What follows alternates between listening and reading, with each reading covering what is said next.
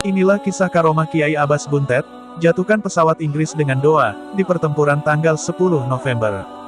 Kiai Abbas bin Abdul Jamil dari pesantren Buntet, Cirebon, merupakan ulama besar. Kisah perjuangannya dalam pertempuran tanggal 10 November tahun 1945, sangat legendaris.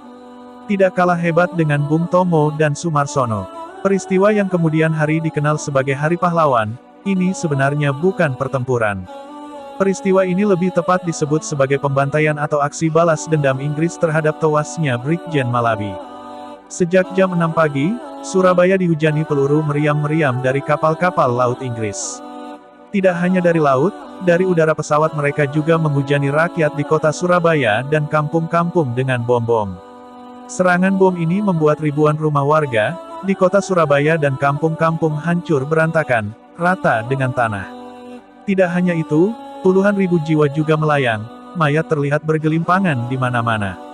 Berhari-hari mereka lakukan serangan tersebut dengan kejam dan tak ada pertimbangan peri kemanusiaan sama sekali, kenang Sumarsono, pelaku perjuangan. Dalam serangan itu, pihak Inggris mengakui, jumlah korban tewas dari rakyat dalam serangan itu mencapai 20.000 jiwa. Angka ini, belum termasuk mereka yang berhasil selamat, namun menderita luka berat dan ringan. Puluhan ribu rakyat menjadi korban pemboman dalam 2 kali pertempuran di Surabaya. Tetapi rakyat dan pemuda tidak ada pikiran menyerah atau minta ampun. Bahkan mendidih semangatnya, sambung Sumarsono. Melihat kondisi itu, Bung Tomo meminta petunjuk kepada Hadratus Syekh Kiai Haji Hashim Ashari untuk menyerang. Tunggu kedatangan Kiai dari Cirebon, jawab pimpinan pesantren Tebu Ireng Jombang dan Rois Akbar NU itu. Adapun Kiai dari Cirebon yang dimaksud Hashim Ashari adalah Kiai Abbas dari Pondok Pesantren Buntet, Cirebon. Kiai Abbas Buntet adalah putra sulung Kiai Abdul Jamil, putra Kiai Mutaat yang juga menantu Mbah Mukaim, pendiri Pondok Pesantren Buntet. Dia lahir pada hari Jumat 24 Zulhijjah 1300 Hijriah, 1879 Masehi, di Pekalongan, Cirebon.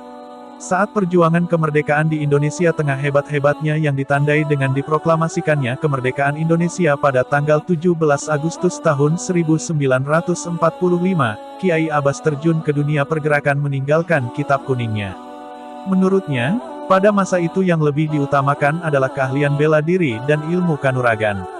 Dia juga mulai meninggalkan pondok pesantren dan melakukan dakwah langsung di tengah masyarakat. Sarana dakwah itu dimanfaatkannya sambil mengajarkan berbagai ilmu kesaktian dalam bela diri sebagai bekal melawan penjajah.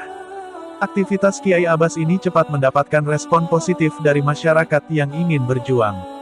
Dengan cepat, Pondok Pesantren Buntet yang dikenal sebagai laboratorium pendidikan agama Islam, berkembang menjadi benteng perlawanan melawan penjajah. Kiai Abbas lalu mendirikan Laskar Hizbullah sebagai wadah perjuangan. Selain Hizbullah, Kiai Abbas dan para sesepuh pesantren Buntet juga membentuk organisasi Asyibal yang anggotanya terdiri dari anak-anak usia di bawah 17 tahun. Organisasi ini bertugas untuk memata-matai pergerakan musuh. Salah seorang pengawal Kiai Abbas, Abdul Wahid menceritakan pengalamannya mengawal Kiai Abbas ke Surabaya. Bersama detasemen Hizbullah Resimen 12 Divisi Syarif Hidayat, Kiai Abbas berangkat pada tanggal 6 November tahun 1945. Pasukan Kiai Abbas meninggalkan markas detasemen menuju stasiun Prujakan Cirebon naik kereta api ekspres.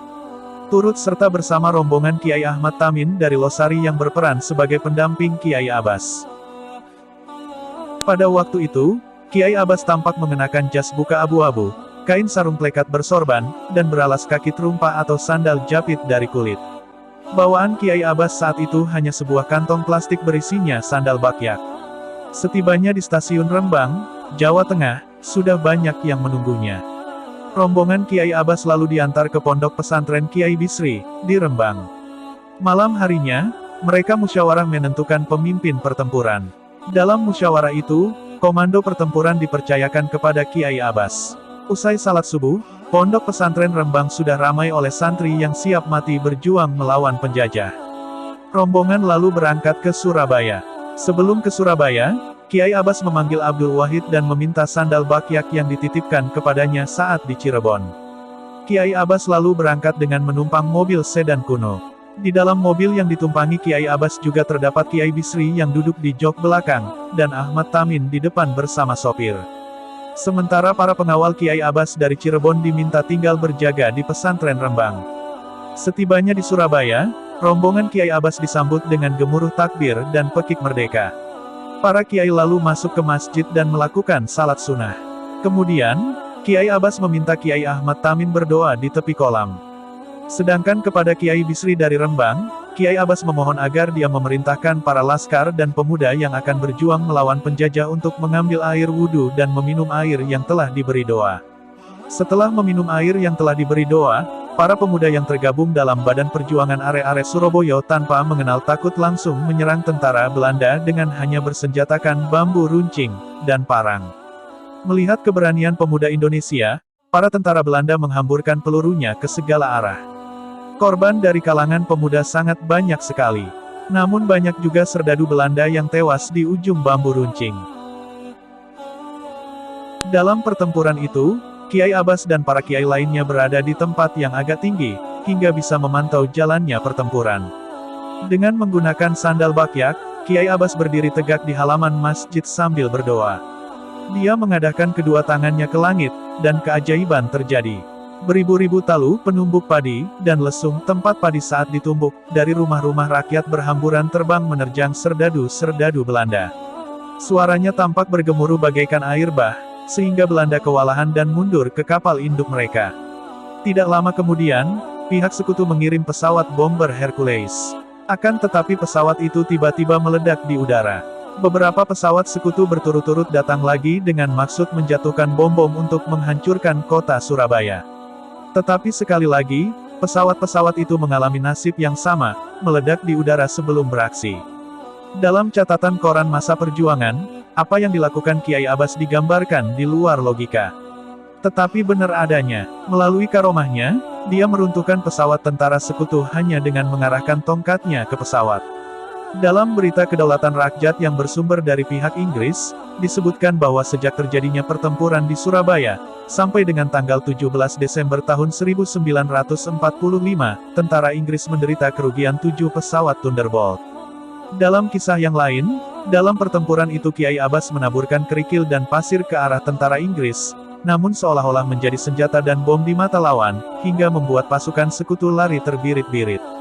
Pada tanggal 13 November tahun 1945, Kiai Abbas dan sejumlah rombongan kiai lainnya tiba dengan selamat di pondok pesantren Rembang.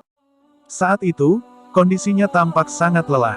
Setelah subuh, mereka kembali pulang ke Cirebon. Di tengah gigihnya perjuangan bersenjata rakyat, misi diplomasi juga dijalankan. Perjalanan sejarah perjuangan ini sangat mendapatkan perhatian utama dari para ulama. Hingga akhirnya tercapai Perjanjian Linggarjati, pada 1946. Hasil perjanjian yang dinilai sangat merugikan bangsa Indonesia itu membuat banyak pejuang kecewa. Saat mendengar hasil perjanjian, Kiai Abbas merasa sangat terpukul dan akhirnya jatuh sakit lalu meninggal pada waktu subuh. Kiai Abbas meninggal pada 1 Rabiul Awal 1365 atau 1946 Masehi, dan dikuburkan di pemakaman Buntet Pesantren. Demikian cerita pagi tentang sosok Kiai Abbas ini diakhiri, semoga memberi manfaat.